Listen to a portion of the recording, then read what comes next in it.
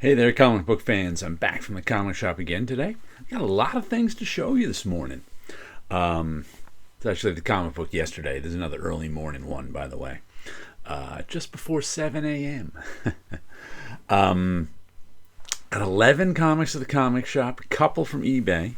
But we'll start, as always, with our top of the printer comics that I had on top of my printer all week. I picked another Terry Moore cover. This is Rachel Rising.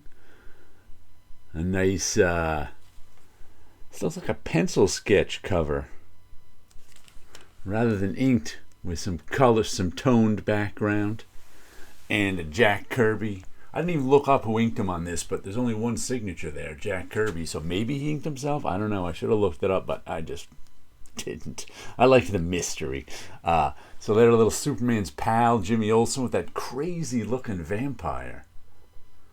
Jimmy and Superman versus a vampire, and Rachel. I don't think that's Rachel. Who is? Because Rachel's dark haired, but I haven't read Rachel Rising in a while. Rachel Rising number 10.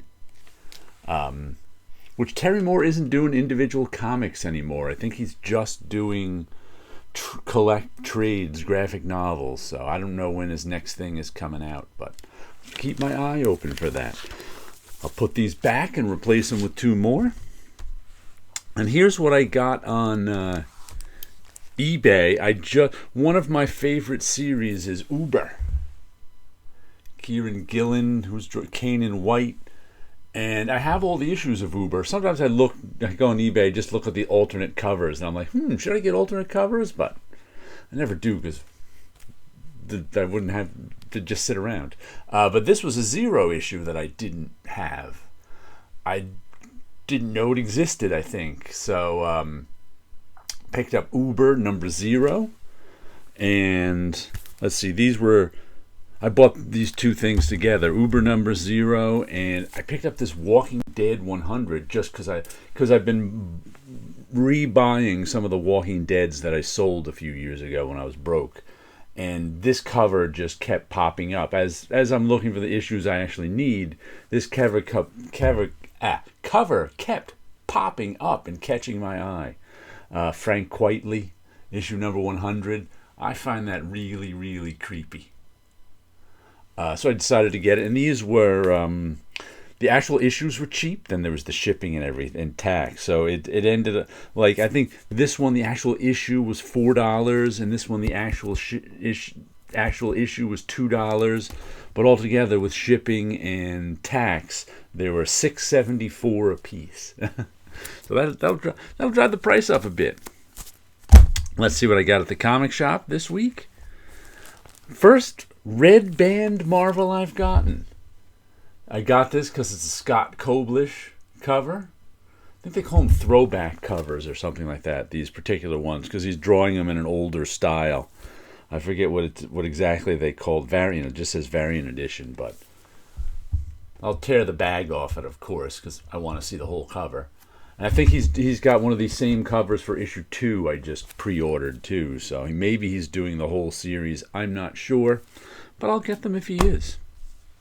Then we got a little Gilbert, Beto Hernandez, Psychodrama Illustrated, number 9. I was just about to say number 6, because I was looking at it there and it looked like a 6.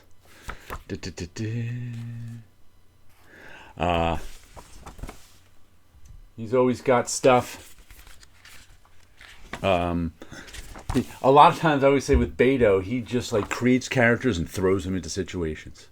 And this is more of his. This could just as easily run in Love and Rockets because it's his Palomar characters, all interacting in the town. So always good stuff. I always enjoy Psychodrama Illustrated.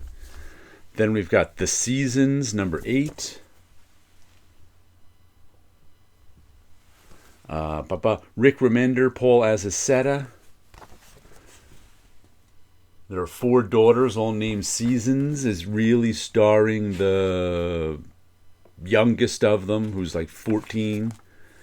And this crazy psycho Carl comes to town and wants to capture them. Okay. It's been fun. This Ends Tonight, issue number 3 of 3. I get it for the Jay Lee art, and it's Jerry Duggan, Kelvin Mao, and Robert Wyndham. So there's 3 writers on it. And the art's a lot of fun. It's got these crazy layouts. And it's really... I don't even know if the first 2 issues are connected. I don't know if this 3rd issue is connected. But it's like these... In both issues, there were like a bunch of female assassins and one sister to one of the assassins who didn't know they were assassins. And I think there's 3 different issues. I don't know. The story's the story's like all action. And I never really saw a thread of a plot besides bounty hunters trying to kill or capture the assassins and the assassins killing all the bounty hunters. Okay. And then what did I get? This one is Voyeur, Leah Williams and David Baldione. Another Ignition Press book. I think that's the second book I bought by Ignition Press. What was the first one? Something I got last week. Yeah, I think I got like 10 or 11 comics here because I got a whole bunch of... I got like 5 first issues. Love and Theft. The Ko Kingfisher Resort in Southeast Asia is a great place to steal away from the pleasures of regular life. It's also a great place to steal. When gallery owner Madeline arrives on the island, the last thing she is expecting to do is meet an international art thief posing as a security guard.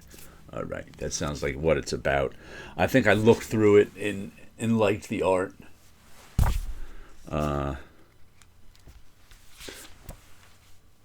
Liked the cover. I think this is an alternate cover.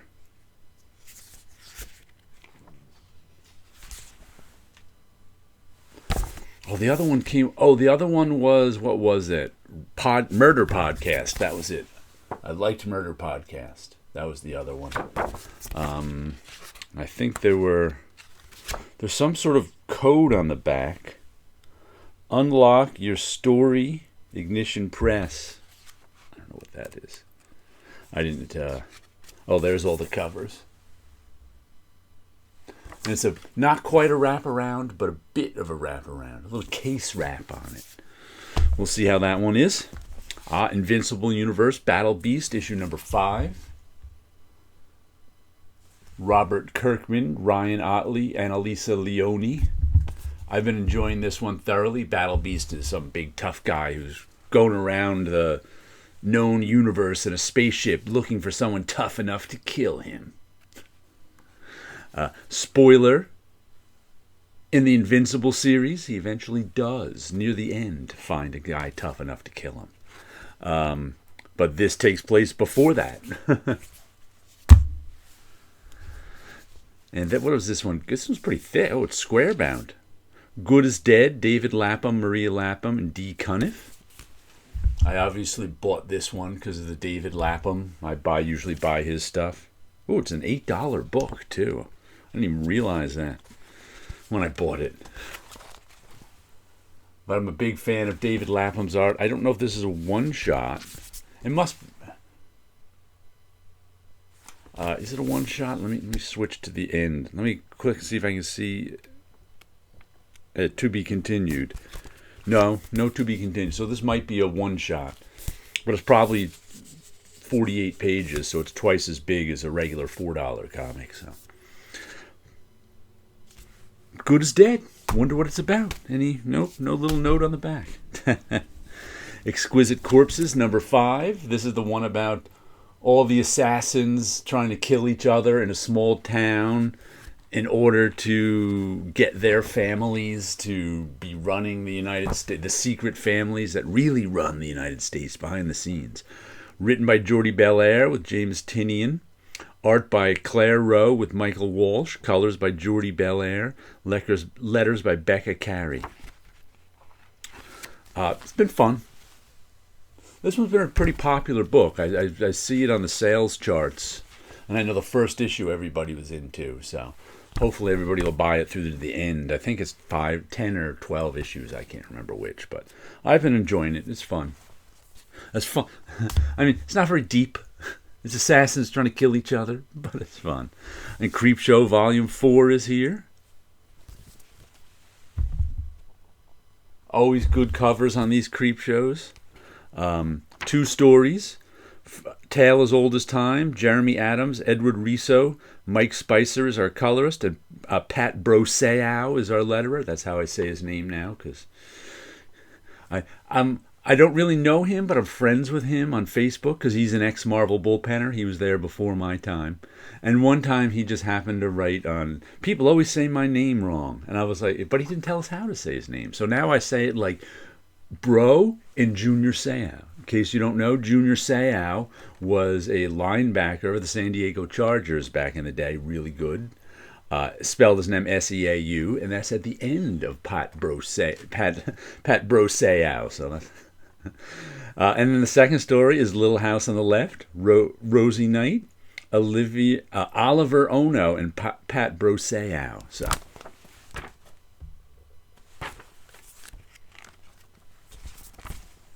lots of nice art in this one. I generally enjoy this. You know, there's usually 2 stories. It's one of the better anthologies I've read. And like I said, I always like the cover. There's even multiple covers, but I just get the basic one. But I almost always like the covers too. So that's good. And then the last thing I got is The Man Who Dreamt the Impossible. Treasury edition size.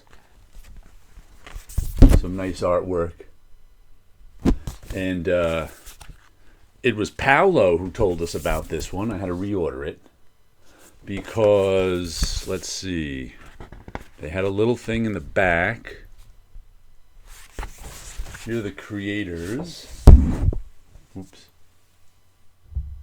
And that top guy, what's his name? Mario Freitas. I don't know if that's right. Lisbon, Portugal. And there's a little bio on him, but Paolo knows him. I think he runs one of the local comic shops or something, so he made us aware. Oh, and it's also dedicated to Mike Royer, because this is a Jack Kirby tribute. That's supposed to be Jack Kirby on the front there, so maybe if he didn't smoke those cigars, he would have lived a few more years, but you know. I always see people smoking big cigars and going, or cigarettes even. I was like, why do you got to do that? Why you got to do that?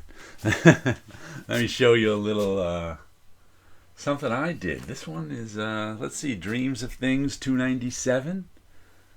I got lots of people staring at you on these, don't I? Lots of people staring. And I even drew the profile of 2 noses up the top. Usually I'm drawing eyes.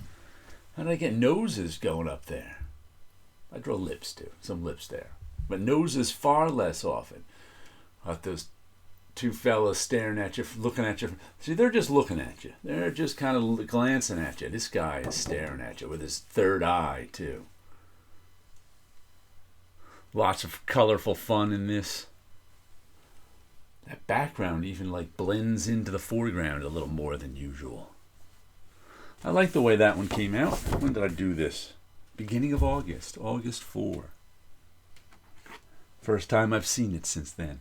I think I like that one. All right. There was some comic books, some artwork, and you guys have a good week out there.